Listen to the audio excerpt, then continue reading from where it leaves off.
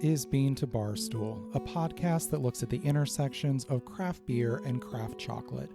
My name is David Nilsson. I'm a professional beer writer and an advanced cicerone, and the creator and host of this show. The music for this episode is by my dear friend, indie folk musician Anna P.S.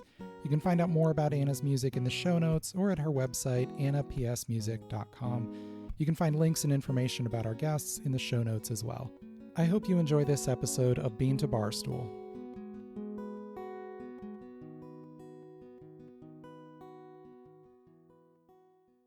Hey everyone, this is David. Thanks for listening to the Bean to Barstool podcast. Enjoy. Nostalgia. When I talk to chocolate makers or other chocolate professionals about the tasting experience, about what drew them to chocolate, about what happens when they close their eyes with a piece of chocolate on their tongues, that's the one word that comes from their lips more often than any other.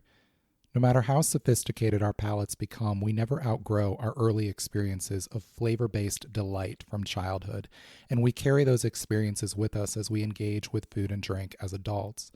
The chocolate we enjoy now is better and more expensive than those cheap treats we enjoyed as kids, but often the craft chocolate we enjoy today serves to remind us of simpler flavors from simpler times. Last winter, I was talking with Mackenzie Rivers from Map Chocolate and asked her for recommendations for new chocolate makers to check out. What had she been blown away by recently? The first name out of her mouth was Nostalgia Chocolate. That guy really knows what he's doing, she said. Mackenzie knows a thing or two about nostalgia in the tasting experience, the ways chocolate can pluck the strings of our memory to make our hearts and minds play songs our fingers never could, so I took her word for it on a chocolate maker with such an auspicious name and placed an order. And Mackenzie was right. In the Madagascar Samburano Valley 70% bar, for example, there's a gentle walnut or cashew-like nuttiness up front, and then that telltale Madagascar acidic fruitiness, but more restrained than it often is, making its presence known without completely taking over, radiating its sunny warmth throughout the bar without stealing the show. I bookmarked Nostalgia as a maker to keep an eye on, and was thrilled a couple months ago when co-founder Tyler Cagwin emailed me to let me know that he was partnering with a couple breweries in his area on chocolate beers, and was even using locally grown hops in a new limited edition bar. I couldn't wait to see and taste what this talented maker did with the flavors of beer ingredients, and when I finally got to taste the hops-aged bar, I wasn't disappointed. Join me as we talk with Tyler and his partners in crime about these beautiful and, appropriately, nostalgic unions of beer and chocolate. I've been making chocolate now for about 3.5 years. The whole craft chocolate world kind of came to me in two main ways. One, when we were on our honeymoon finished up in Grenada and visited the Grenada Chocolate Company. And that was really the first time I'd ever tried, kind of any higher quality chocolate. And then about 1.5 years or so later, we were in Costa Rica leading a yoga retreat, and a young couple came onto the retreat center that made their chocolate locally down on the Osa Peninsula in Costa Rica. And the chocolate was outstanding. And then I came back after that, a couple weeks later, it kind of popped into my mind that, there must be a way that I can do it. So that kind of started my whole journey. That's Tyler Cagwin, who co-founded Nostalgia Chocolate with his wife Tiffany in March 2018, though as you heard, the roots of this project reach farther back into their lives than 3.5 years ago. As the couple and Tiffany's son sat down to discuss plans for the venture, they wanted a name that would evoke the best parts of running a family business, and the sense of childlike wonder that chocolate evokes. Nostalgia Chocolate was born. Once he got his hands dirty with the chocolate-making process, Tyler fell in love with the range of cacao origins available to him, and he sources cacao from as many places as he can get his hands on. So the majority of my cacao comes from Meridian Cacao. I work a lot with Gino, the owner. I also have a couple origins that I get from Uncommon Cacao. I'm just starting to work with Osito Coffee.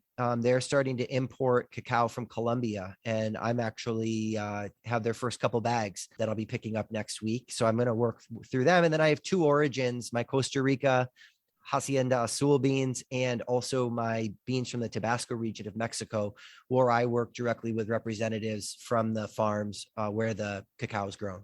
Wherever I can find it and I like it, I'll take it. Tyler's single origin bars are delightful, showcasing the flavor potential of their origins while maintaining balance and restraint, offering nuance rather than noise. His newest bar, however, is not so subtle, and that actually suits its unique inclusion more commonly found in beer just fine. I asked Tyler to share the story of how his hops-aged 70% dark chocolate bar came to be. A couple of years ago, we spent 2 weeks in Sicily. And if anybody's ever been to Sicily, they might be familiar with Modica. And Modica is a big chocolate place in Sicily, but they make chocolate in sort of the classic way where it's very grainy and not tempered, not ground down. And so it's a very different kind of chocolate. But one of the places we went to had a whole wall of their chocolate that they were aging in different things, tobacco, different spices. And so that got my mind thinking. Before the pandemic, so fall of 2019, my friend Chad from the Bineyard in a suburb of Syracuse, he grows and processes hops. So I contacted him and I said, I just kind of have this strange idea. I'd like to play around with hops and chocolate. So I got some of the fresh cones that hadn't been processed yet. So I aged a batch of bars in those. And then he also gave me pellets to try to put in the chocolate. And then also gave me some like a hop concentrate kind of. And I knew that wouldn't work because that's liquid and liquid can't go in chocolate. But so I aged the bars and the hops first. And that came out. I gave it to a ton of people that I knew loved beer and they loved it. I mean, I thought it tasted pretty unique and interesting, but I was really happy at the response that it got. So I knew I wanted to do it again. Last year was obviously tough, just kind of timing and, just trying to be respectful of, people's pandemic and feelings and stuff like that. But I contacted them this year and I said, hey guys, I kind of have the bandwidth. I have a new origin from Kokoa Kamili in Tanzania that I'm working with. And I think this will be a great bar to kind of play around with. So I went out and the hop harvest has really just ended about the week that I went out to pick the Chinook hops up. We smelled a few different kinds. Chad felt that the Chinook hops would be the best ones to try. Piney, little fruity bitterness, but has a tinge of sweetness to it. Mm-hmm. And so I made 4-ish batches of bars. Each batch of mine is about 40 bars. And then, so put a layer of the hops down and then a layer of bars, layer of hops, layer of bars, and did that until I could fill up the airtight bins. So I had 4 airtight bins and then I just shut them up and didn't open them until this past week, actually, and opened them up and tried them and they were pretty well aged. And so here we are. So how long did the bars sit on the hops then? About 3 weeks. Yeah. That's why we always encourage people to not put chocolate in a refrigerator or buy spices in a cabinet, because the chocolate is very absorbent of other flavors. And as this proves, we now have a chocolate bar with notes of wonderful cherry and citrus and cream that tastes like there's an IPA mixed into it. So so you didn't actually use the hops directly in the bar at all, just by sitting there aging on them, it picked up that flavor. Yeah, they did. Yeah. So I tried the pellets in with a batch of chocolate, and when I made the chocolate, it was very strong, very bitter. And so I just determined that really wasn't the way to go. I knew that the aging would work. And this was a kind of a nice process for me to start with the hops, can play with some more stuff down the road. It's interesting. You mentioned that Chad pushed you toward the Chinook. When I talked to him, he kind of steered that was all your selection. You knew what you wanted. Oh, well. When you came in a little bit. Tell me about the selection process when you were there tasting hops and doing a sensory process with hops. I love craft beer. I mean, I'm not a big drinker. I'll have a few beers a week, maybe like 3 or 4, and it mostly happens on the weekends. Mm-hmm. But I do love IPAs. I don't know much about stouts. I'm definitely learning more about them. And quite frankly, your podcast has been a huge help for that. But, kind of knowing the smell, I love the smell of IPAs and the smell of the brewery. So I sort of knew smell wise what may or may not work. And I'm blanking on the other ones. There were 2 other types that I smelled, which I thought would work, but at the same time, I think had a little too much sour smell to them. Mm. And so in talking, Chad was like, oh, wait a second, we got one more. And so we went over to this Chinook hops and he opened them up, and the pininess and the kind of citrusy fruit smell I was like, this is it. Let's try this. So do you feel like the aromas that you picked up directly from the hops came through pretty directly into the chocolate, or was there an alteration there in that process? No, to be honest with you, it's really amazing to me because the first flavor notes you get, this is kind of a weird thing to say, but think of when you drink an IPA, if you took all the liquid out of it and you just had the flavor, like somebody shot like IPA gas into your mouth. It's kind of a weird thing to say, but that's what you get with the chocolate. So you get that IPA, the sweetness, the bitterness, all of the mystery that you get with each different IPA that you taste. You get that in the first kind of notes of the hops. And then as the chocolate melts in your mouth and the flavor notes of the chocolate really start to shine, it's like it almost kind of hugs the hops and just wraps it all into this like really wonderful chocolate IPA sort of situation. That sounds beautiful. What made you select Coco Kamili for the origin for this? It's actually a new origin I've just started working with. It immediately is at the top of my list for bars that I like. And all of the other Coco Kamili bars I've tried from different makers, I don't think I've found one that I didn't like. Different percentages, different ways of making it. And as I've played around with the roasting of the beans and of the different profiles that I have, I just felt that the sort of cherry notes, the light citrus, the creaminess, but then also the really rich chocolatey flavors that you get from that bean I just felt it would work really nice. I kind of thought of like a cherry sour ghost. The chocolate isn't sour, but that with the IPA and it kind of all mixed in and the chocolate really paired nicely. That sounds great. So the next time you come around to doing this, do you have anything in mind that you want to do differently, or do you like this the way that it is? I really like the way that it is. I mean, it's something I'm only going to make seasonally. There's no other way to do it. I've even tried aging the bars and the pellets, and it just isn't the same. The oils from the hop cones are just the effect that they have on the chocolate is just something truly, truly special. So I think right now, I don't have any plans to make any changes to it. I'm not even sure I'd really try it with a different origin. When I did it before, I did it with the Oco Caribe, Dominican Republic origin from Uncommon Cacao. And that came out really, really nice. That has more of a raisin, really nice, juicy raisin sort of flavor to it, at least in my roast profiles. And that's another nice compliment for it. So I potentially would try a different origin, but the Coco Kamili is just such a nice bean and bar. It came out really nice. We'll be right back. Hey everyone, Final Gravity Issue 5 is now available in the shop on beantobarstool.com. This 5th issue of our zine telling personal, human-centered stories from the world of beer is full of great articles.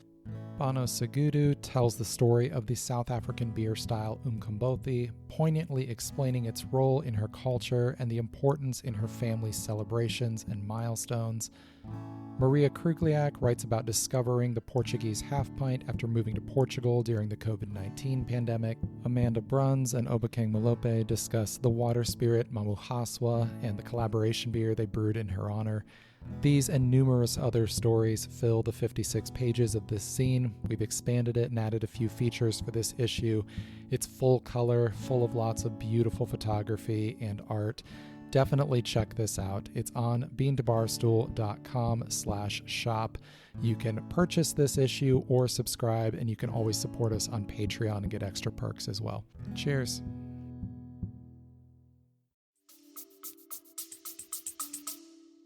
So you mentioned you love IPAs. Do you have a favorite or one that you return to regularly? The most recent one that I've fallen in love with was from Orono Brewing in Maine. They're tubular. My friend works at Industrial Arts down north of the city, and I love everything that Industrial Arts does. Bissell Brothers out of Portland, Maine, I really enjoy as well. And so I'd say those are if I can find those at a restaurant or a store around here, and I'm not sure what I'm going to do, those would probably be my go-tos. IPA is the most popular family of beer styles within American craft beer, and the beers within this family exist largely to showcase the expressive character of hops. Hops can provide both bitterness and flavor and aroma to beer depending on how they're used during the brewing process, and different substyles of IPA will lean more in one direction or the other, while also varying in the malt and fermentation flavors, color, and mouthfeel characteristics. The most popular style of IPA in the US for most of the history of craft beer, going back to around 1980, has generally just been referred to as American IPA, and it has a good deal of hop bitterness with hop aromas and flavors of pine and citrus. In the late 2000s and early 2010s, bitterness became all the rage, with brewers in a marketing arms race to put out the most bitter IPA they possibly could. Bitterness can be delicious and satisfying when handled right, but thankfully this era of beer is in the past. IPA began a natural trend back toward more moderate levels of bitterness while also showcasing hop aroma from exciting new hop varietals in the 2010s. And around 5 years ago, a new substyle of IPA took over as the most popular in the land. The New England or hazy IPA is all about hop aroma, often employing very little hop bitterness like the old IPAs. These IPAs take advantage of the explosive tropical and citrus fruit aromas in newer hop varietals to make incredibly aromatic and flavorful beers. As their name implies, they were first popularized in New England, most notably Vermont, in the early 2000s, though a few beers in this mold popped up in the Pacific Northwest in the late 90s. The style stayed regional, though, until taking over tap lists across the country just in the last few years. The beers we once called American IPAs are now often referred to as West Coast IPAs, a name that used to refer to a sub-style of that style. Yes, craft beer is confusing. I'm always here to help if you have a question. Hops are important to pretty much all beer styles, but IPAs exist to celebrate this remarkable plant, so let's take a minute to discuss what hops are and what they do in a little more detail, and then we'll hear from someone who grows them for a living and provided the hops for Tyler's Hops-Aged Chocolate Bar. As I mentioned, hops provide two main things to beer: bitterness and flavor and aroma. The bitterness in hops comes primarily from alpha acids. In their natural state, these alpha acids aren't all that bitter, and they're not all that liquid soluble either. Brewers unlock these acids by adding the hops to boiling wort, or unfermented beer. The boiling process causes the alpha acids to isomerize and become isoalpha acids, at which point they're significantly more bitter and more liquid soluble. Isomerization is when a molecule physically reconfigures without adding or removing molecular components. The flavors and aromas we get from hops come from essential oils, and the concentrations and interactions of these oils can be dazzlingly complex. They are highly aromatic, which means they are also highly volatile, and the oils from the hops added early in the boil get lost in the process. Brewers add hops for aroma and flavor late in the boil, just after the boil, or even in the fermenting and conditioning beer later in the process. This extracts the aromatic compounds without extracting much, if any, additional bitterness. Hops are actually flowers, even though they look like little leafy green pine cones. The hops we use in brewing are the female flowers of the Humulus lupulus plant, and they thrive today from about 30 to 52 degrees latitude north or south of the equator. The flowers are made up of small petals that overlap like scales on a fish around a central stalk or strig, and concealed under these petals is a waxy yellow substance called lupulin, which contains most of the good stuff we want for brewing. Hops grow on a vertical bine. That's bine with a B like boy, rather than V like Victor. A vine, as in the case of what wine grapes grow on, grows vertically by attaching to a growing surface with tendrils or suckers, while a bine, as in the case of what hops grow on, grows vertically by wrapping its main stalk around the growing surface. In a hop yard, hops are grown on a trellis system of wooden poles connected by strings and wires. Hops grow rapidly and aggressively during the precious few months alive each growing season. Their Latin name translates into small wolf, reaching 18 to 20 feet in height across the summer. They stay alive beneath the soil as rhizomes during the winter and will return again in the spring. Nothing looks quite like a hop yard in the summer, with 20-foot-tall hedgerows of green stacked one after the other across the field.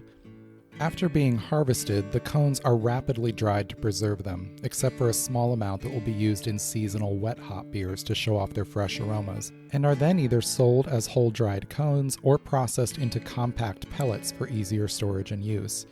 Hop companies have also experimented with many other hop-derived products over the years, and some of these are showing great promise as well. As I mentioned, different hop varietals showcase markedly different aromas and flavors, and this is where hops get really interesting. There are well over 100 commercial hops available now, with more being hybridized and released to growers constantly. There are hop varietals that have been grown and used in brewing since the 19th century, and brand new ones that hit the market each year.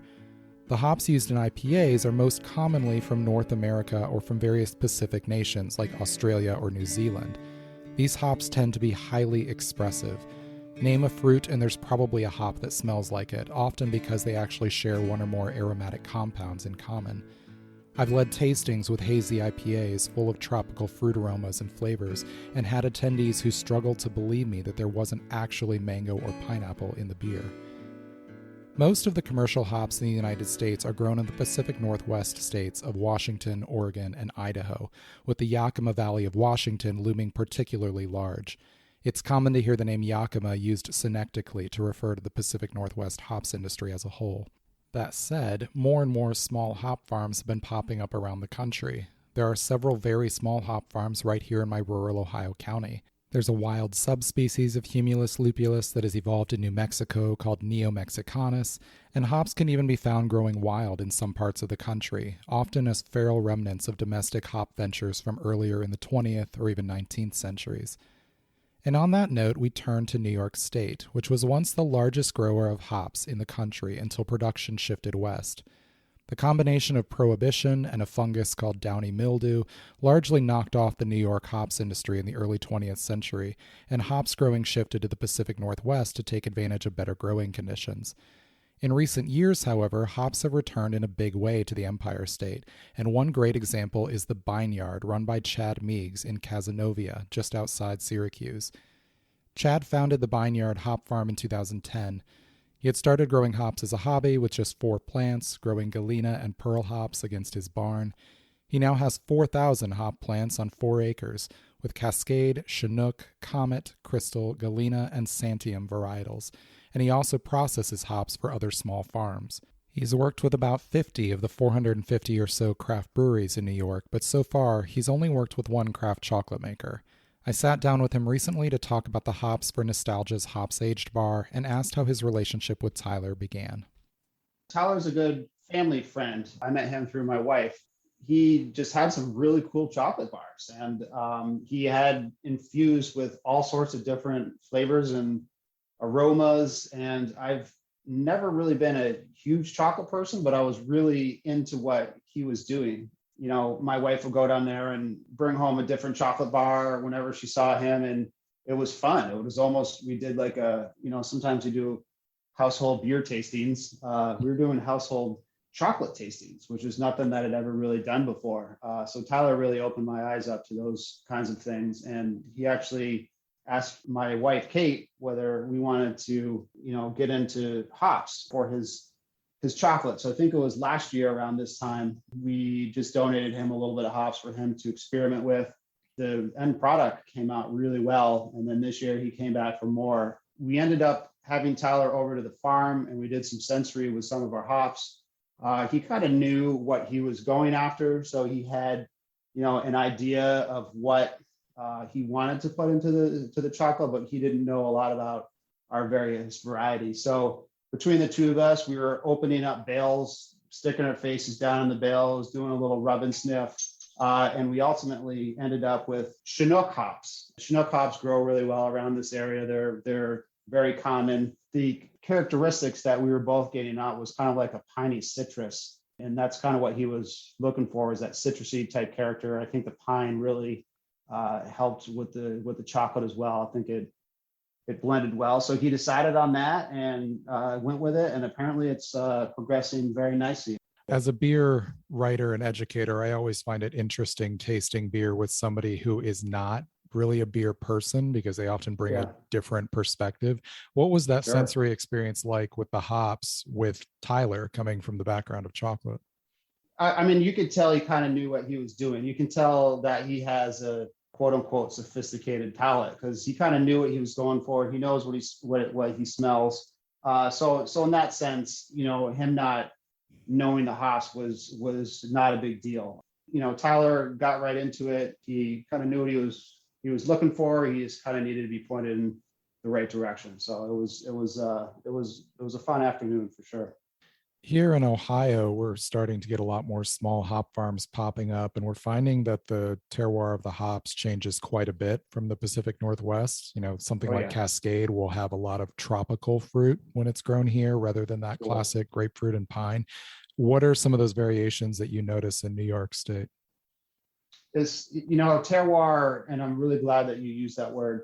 We really try to use that word a lot, actually, and it really defines regions, right? So the word, I think, was used by the grape industry for different regions. The grapes take on different flavors, and hence the wines are a little bit different by region. Well, that doesn't pertain to just grapes. I think that pertains across the board to pretty much all raw ingredients, and hops are no exception to that rule. So not only are there terroir differences, but there's yield differences. There's all sorts of different things. I think the best example that I could point to was a Galena hop.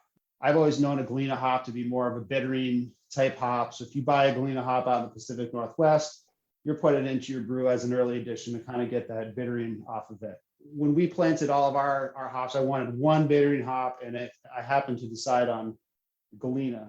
A couple brewers got their hands on our Galena, and they were super intrigued with it. I'm like, I wonder why they are so interested in this Galena. Let's see where this goes. So I gave them a couple pounds of Galena. They went away for a month or two, and then one day in the mail, I got some bottles of beer. And they had, done a 5-gallon batch, homebrew batch, doing smash, single hop, single malt. So, the malt and the hops really shine in these particular beers. And it was interesting because they did a lager, they did a pale ale, and I don't remember what the third style was, but it was along the same lines of a beer you wouldn't necessarily see a Galena hop in. And it had this citrusy, almost lemon aromas to it. And it really opened my eyes to what that hop could be for us. And I've, since then, I really touted it as more of a dual purpose hop where you can add it as a late addition. You can get more aromas off of it. And that's really the difference between our area in New York State and the Pacific Northwest. Soil is huge. And even amongst New York State itself, there are different terroir within our state. It's such a diverse state. Some out in the, southern tier, there's more sandy soils. Out towards the mountains of the Adirondacks, you get some more loam, and you get some differences even between places in the same state. So for us as a business, we really tout that word terroir. And as I mentioned earlier, we aggregate hops from other farms. We don't blend anything. We keep, Chinook hops from the vineyard separate from the Chinook's hop from farm Z over somewhere else because of terroir. And breweries want that consistency, and they will come back year over year and ask for that particular farm's hops because of terroir, because of what they get out of it. That is usually different from any other hop grown in any other region. So for beer drinkers who are pretty familiar with the expected flavor profile for Chinook, how might yours differ a little bit from that? We'll be right back. Hey everyone, my book on pairing craft beer and craft chocolate is available now on Amazon and on the Bean to Barstool shop. Pairing Beer and Chocolate, a guide to bringing the flavors of craft beer and craft chocolate together, is out now. This paperback book explains the process of pairing beer and chocolate, includes a guide to hosting a pairing at home, walks through dozens of beer styles to provide style-by-style pairing guidance, and gives room for taking your own pairing notes along the way. This is the only book on pairing beer and chocolate available. Grab your copy now at the link in the show notes or on Amazon. If you manage a tap room, bookstore, chocolate shop, or cafe and want to stock the book, get in touch about our easy wholesale process. Beer and chocolate belong together, and this book is your guide to getting the most out of every pairing.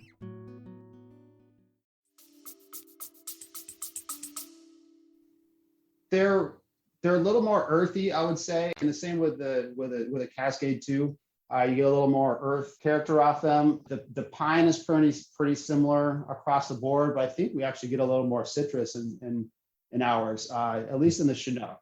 That's not the case with a Cascade. The Pacific Northwest are a little more citrusy. So when we were getting into the New England style IPA craze, Cascade hops did not have a good reputation here in New York State. So it actually took a little bit of education on our part as a growers, talking to the brewers to tell them, hey, this is not the same hop that you're going to get from the Pacific Northwest. If you're looking to make a New England style IPA, you might want to try something a little different.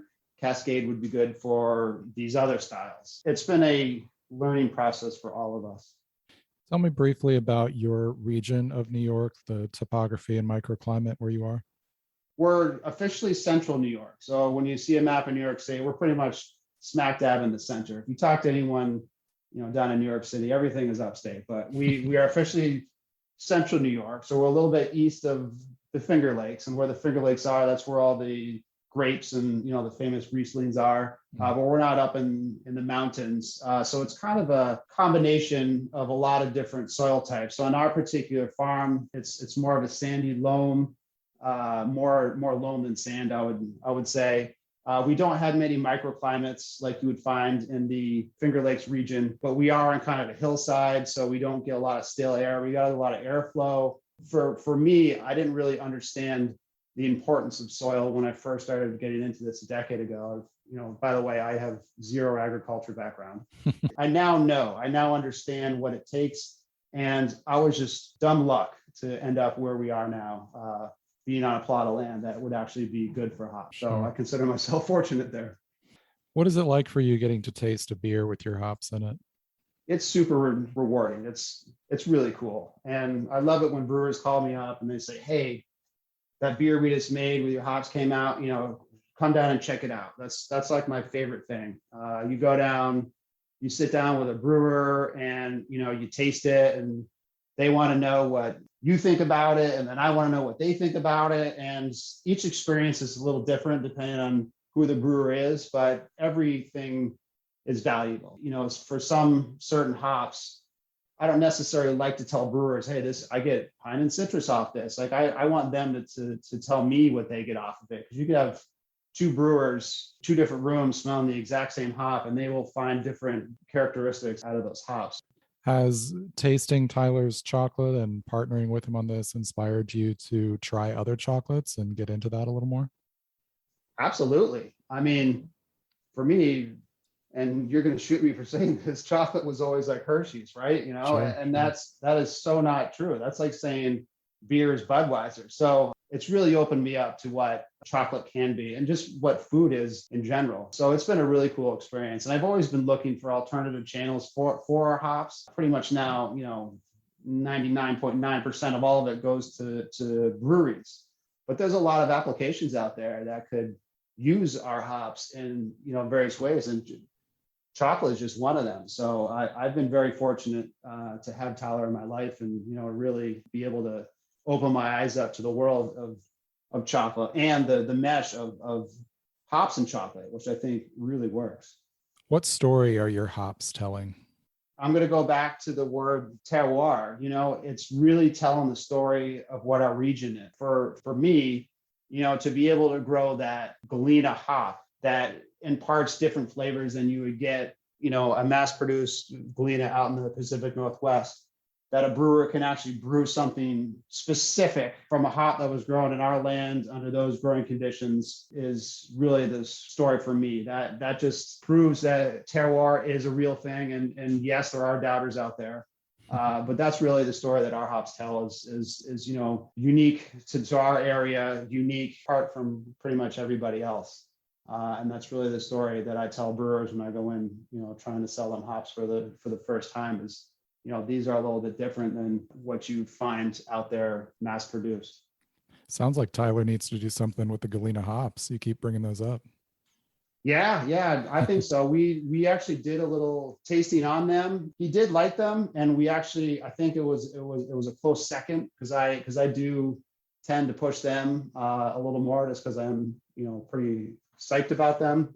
But what he wanted, I think the Chinook ended up being just a little better fit. Nostalgia's hops-aged 70% dark chocolate bar with cacao from Kamili in Tanzania is pretty remarkable, particularly if you already know and love the aroma of hops. It smells like orange creamsicle with green tea and fresh green hops layered over the underlying chocolate. The flavor keeps that basic shape but diversifies with orange zest, lemon pepper, and berry notes from the cacao. There's a subtle underlying acidity, some green bitterness from the hops, and a bit of earthiness. It's a bit like biting into a chocolate-covered orange slice in the middle of a hop field. I can't wait for Tyler to try more variations of this bar. Tyler's collaborations in the beer world have also run the other way, with brewers making beer with his cacao. One recent example was with Myers Creek Brewing in Cazenovia, which opened in August 2020. I asked Tyler about the genesis of this partnership. Yeah, so working with the guys at Myers Creek, which is a farmstead brewery just outside of Syracuse in a town called Cazenovia, I approached them back in the springtime, and they were gracious enough to take the time to meet with me. I took out 5 different samples of nibs, and as well as the accompanying bars, just so they could taste it both ways. And we did a sort of a nib tasting, and it was really, really neat for me to see their eyes open up when tasting different origins of nibs. Because I think in the brewery world, and I actually find this a lot, even in the restaurant world, people don't know that, a Dominican Republic, even 2 different Dominican Republic origins, which I have, taste drastically different. Mm-hmm. And their nibs will have drastically different effects on the beer that they're trying to make. So it was a really fun process. And the porter that they're making they landed on the Cocoa Kamili nibs for their porter as well. I'm excited to taste the porter. I think it's just about ready to be released, and it'll be cool for me because this is the first brewery that I've worked with. So to have that experience and be able to taste the chocolate in a completely different way. I've tasted it in restaurant desserts, in my own baking, in the chocolate bars, and then now to have it tasted, the chocolate that I've roasted in a beer is going to be really, really cool. Yeah, I bet. And is that a pretty standard base porter, or do you know if they're doing anything unique there? To my knowledge, it's like a standard porter. I think this was a good kind of trial for them to step up from an industrially roasted nib, basically. Even though they're getting good quality nibs, but to have it roasted the day or 2 before they were dumping it into the beer. And I had them taste fresh roasted nibs versus nibs that were, that I had that were aged a couple weeks. And even the taste difference there was very noticeable, even for them. And then hopefully we can continue to talk about different options and different things they can use the nibs for. Yeah, for sure. Chad was mentioning that it was really interesting doing the sensory analysis with hops with you, since you're not from that same background. You mentioned tasting the nibs with the brewers. What was it like talking and tasting through those with them, where they have that totally different sensory background and vocabulary? Yeah, it was really neat. We've been trained that chocolate is one thing. There's a lot of different makers, but it's one thing. And to be able to work with people, to have them experience all of the different chocolates that there are, even at just the nib level, and kind of get them to think about where the chocolate's coming from, which was sort of one of my first experiences before I started making chocolate, was learning where chocolate comes from. I had no idea. Mm-hmm. And that just makes your mind wander. And so watching them taste the nibs and then sit back and think about it and say, oh, I'm getting a cashew flavor, or, oh yeah, I can taste the sort of citrus aspect of the Madagascar, and to have them think about it and say, well, this would pair really well with this. And I think this one would be an option for here. So opening those doors to also kind of, so to speak, stoke the fire of their creativity was really neat. I talked recently with Director of Brewing Operations Jordan Pollock and Brewmaster Ivan Dedek about this first beer they brewed with Tyler's cacao. The beer is called Chalky Milk, and the artwork features Baby Yoda sipping beer from a can through a straw. I asked Jordan about the experience of tasting and selecting cacao with Tyler for this beer. Tyler came in and Ivan and I got to try some different nibs and different bars, and just going from Costa Rica to Tanzanian to Guatemalan, kind of showing all the different flavor profiles of these roasted nibs that, were just incredible. Ivan, tell me a little bit about that beer, the Chalky Milk. Chalky Milk is a porter with Tanzanian cocoa nibs and some lactose in there and vanilla. So it's a full body beer with the sweet notes of the cacao as well as the vanilla to kind of lighten it up. And really the one thing that shines through there is those fresh cocoa nibs. He roasted those, I believe, the day before usage. So they were super fresh when they came in, and it really shows through in the beer. What led to selecting the Tanzania origin? That was a tasting panel. A bunch of us all went through and tasted the nibs, went through and then also tried the chocolate. And we had made that previous base beer without the additives to it before. So we kind of were just tasting those nibs with that base beer to see which ones paired the best. So we had our entire brewing staff go through and we all kind of picked which one we liked best. So as a brewer, obviously you're attuned to the flavors of beer. What was it like walking into a somewhat new ingredient like that and going through a tasting panel? We've used nibs in the past, but having Tyler's expertise there to help us out with that and not tell us what we're tasting, but give us some tasting note ideas and kind of what we're going to find in this one. You might pick up blueberries in this nib, whereas on this one, you're going to get more darker roastier kind of coffee notes. So that was very, very helpful from him. And that he walked us through a little bit with those things. How did you feel those flavors from the nibs came through in the finished beer? Is that a pretty direct translation, or did they change somewhat during the process? Obviously, with it being a nib, it's a small percentage of the overall volume of the beer. So those nibs were much more hit you in the face with flavor, whereas in the beer, it's much more subtle. But the overall flavor profile definitely came through from the nib. It's just not as strong as the individual nib or the chocolate itself. Tell me a little bit about your process there. Are you just adding those during secondary? Yeah, so actually how we do that is we have a piece of equipment called a hop back, which was useful a long time ago in brewing, but in modern brewing, it's not used very often. But what we do is we use that and we'll fill that with the nibs. And then after fermentation, we'll drop out yeast and recirculate the tank through that hop back with the nibs in there. We do that for about 12 to 24 hours to try and extract as much of the flavor out of the nibs as possible.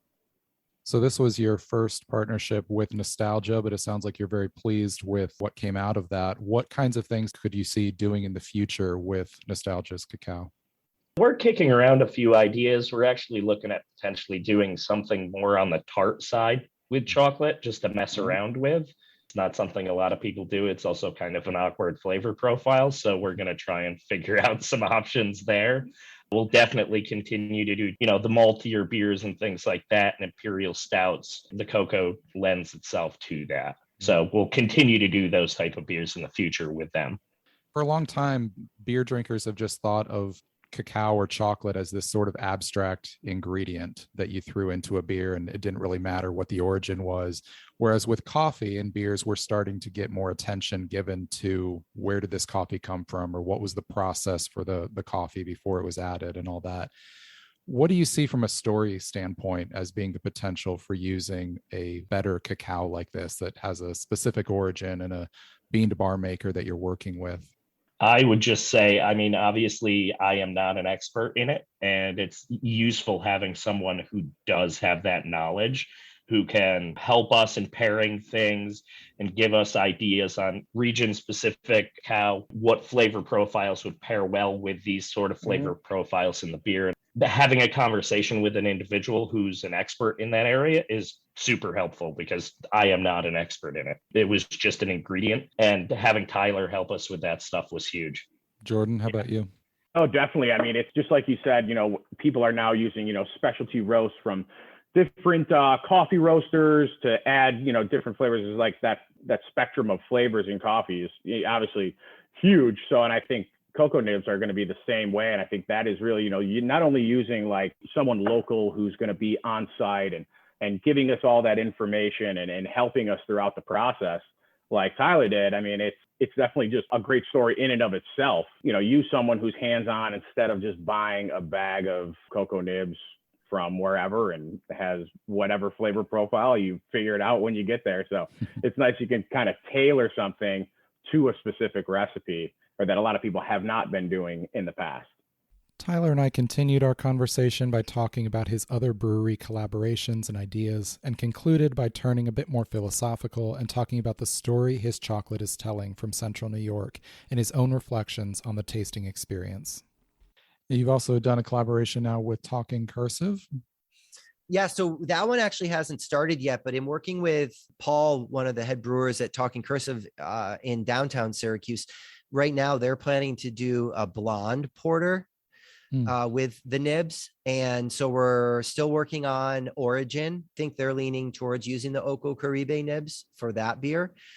So that'll be really neat when that comes together in the next, few weeks to a month, and to see the differences between the Coco Kamili and a traditional porter and the Oko Caribe on, sort of a lighter porter will be really neat. And then, hopefully at some point I can make some more inroads and use it in different stouts and, kind of see what the brewers can come up with from here. Yeah, I wanted to ask if you had plans to kind of make this a branch of what you're doing with Nostalgia, working with breweries consistently. Yeah, I would really like to. If I could have, 4 or 5 breweries that were using the nibs, even if it was just on a seasonal basis, but somewhat regularly, I would love to, because I do love craft beer so much. And it's really cool to be able to dig my hands into another thing that I have no clue how to do. And I'm amazed at the artwork that comes out of a lot of these breweries these days. So it's cool to kind of pair a passion for chocolate and, a very deep interest in different beers. And like I said, I've never been much of a dark beer drinker. So stouts and porters are brand new to me.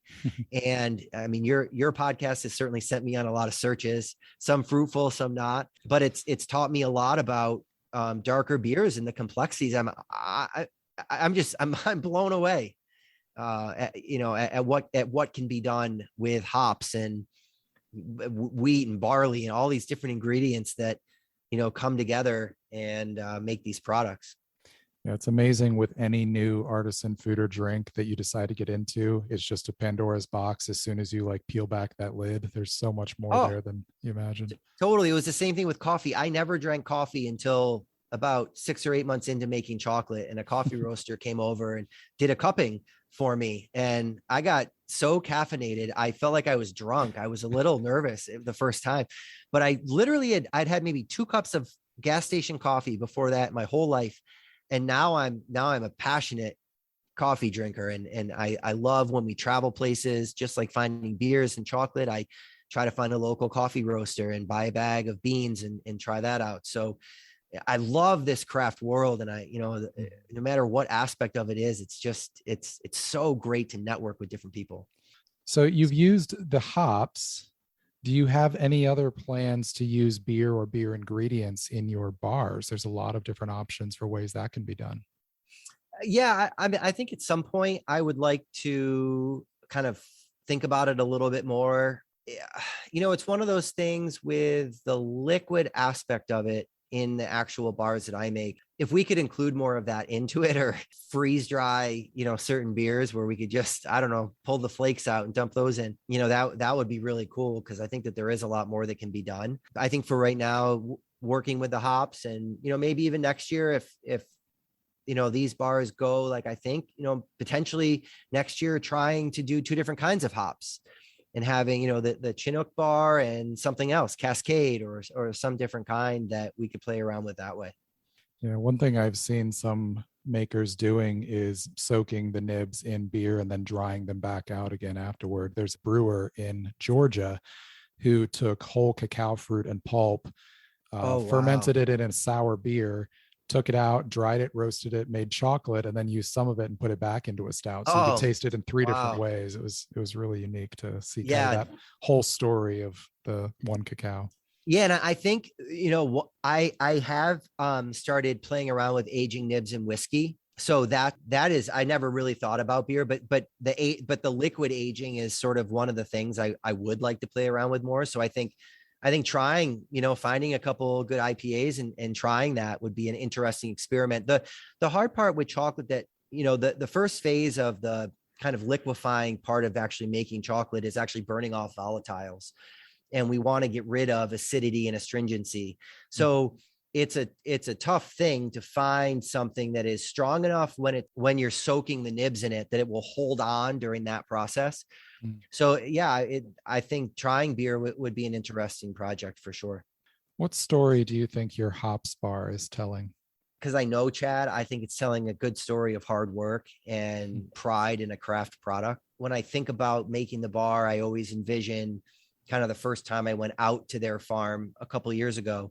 It's on a remarkable piece of property. but you don't feel like you're in central New York. So I look at the work that's done on Chad's farm, and this sort of goes with a lot of the bars where I use other ingredients, but I think about the work that is being done. That's kind of the story. I want people to think about the ingredient, not just the cacao. Like, I want them to think about Tanzania and the work that the team at Kamili does, but I also want them to say, well, what's a vineyard? Like, what are hops? Like, what are these things? And do some research. And, I want people to learn about it. You are working with chocolate every single day. What is the tasting experience like for you personally now when you have the chance to sit down with a bar? It's really an opportunity for me to slow down. And that's really what, we've always wanted people to do with our chocolate. Is good craft chocolate is not cheap. And I want people to buy one of my bars and use it as an opportunity to sit down and find a few minutes in their day to just kick back and really enjoy what's happening in that moment. And I still embrace that. So, when I sit down and eat a piece of chocolate, it's nice to find a quiet place where there's not as many distractions, chew it a little bit, let it melt in my mouth, try to figure out, what's happening in the bar. Because for me, figuring out what's happening in bar to bar or batch to batch is a huge part of what ultimately will continue to grow the company and making things better and trying to bring out the different flavor notes that are, really created by the work at origin with the farmers. The work that they do and the care that they put into their trees to give us a high quality product. And really, they're the ones through the growing and the fermenting where the flavor process starts. So for me, I don't take that responsibility lightly. And each roast that I do, I'm trying to make each one better.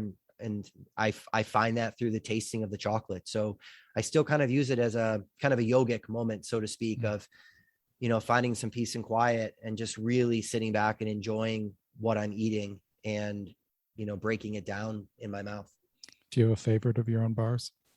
Oh man. I mean, I don't have kids. So I always ask this question. Do you have a favorite child? Right. It in all honesty, it changes batch to batch. My bars that I make from my Aso Chivite beans from Guatemala, when I first started working with them, they were probably my least favorite, but I had a lot of people that loved them. But as I've worked with them more, they're consistently probably my favorite. Right now, I think because they're new and I've really been enjoying them, the Reserva Zorzal bar, the 70% bar, and then also my Tanzania bar are probably up there as well. But I mean, Peru and Dominican Republic. I mean, it's one of those. Is what you're saying. Oh, I really, it is. I mean, it really is. For me to prioritize, the rest of them fall. If there's a number one, then there's 1.1, 1.2, 1.3. So I can't pick a favorite of Tyler's bars either, though I'm most intrigued by the hops aged bar, of course. Each allows its origin of cacao to speak, telling the stories of the farmers and processors at origin and displaying Tyler's skills, both learned and intuited, in bringing those stories out. In the show notes, you'll find a link to Nostalgia Chocolate's online shop, and I encourage you to follow my advice like I followed Mackenzie's and order some of their bars. As Tyler suggests, slow down and enjoy what's happening in the moment. One of the things I find fascinating about the tasting experience is that memory and nostalgia can begin layering upon themselves. A good beer or chocolate will make me think of an earlier experience in my life, but tasting that same beer or chocolate later might make me remember the first time I had them. Those experiences build on themselves, and the nostalgia compounds, reaching far back to a memory of childhood or travel, but also reaching into recent history to remind me of a previous interaction with this creation. Lean into that process. What we eat and drink is never just about the food or liquid in front of us. It's about stories, those of the growers and makers, as well as our own. Check out some Nostalgia Chocolate, taste the stories it has to tell, and remember and share your own stories as well. Thanks for listening to Bean to Barstool.